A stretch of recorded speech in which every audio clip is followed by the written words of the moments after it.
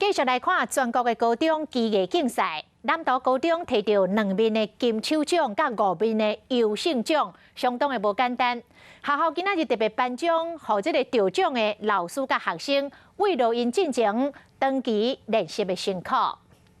今年南投高中伫咧全国学生技艺比赛摕到2面金手奖、5面优胜奖，学校特别开记者会宣布这个好消息。还有文教基金会董事长张正岳特别颁奖学金，予得奖的老师学生。家庭会长施永志嘛来到现场关心。得奖率达到64%，是非常难得的得奖率。 摕到电脑辅助机械制图金手奖第2名的区调加工，比赛进前伊拢利用下课时间，为暗时6点练到11点。指导老师陈伟明讲，比赛考验的唔单是画图的功夫，还有看图，得让知影要安怎做机械。最重要的还是基本功，然后在最后那1个半月，我们就是非常投入，然后花很多时间在练习 比赛的东西。摕到英文金手奖的林志坚讲，准备比赛过程压力真大，不过这个成果会感觉一切拢上简单。之后就是自己才有办法走出来，看到这个瀑布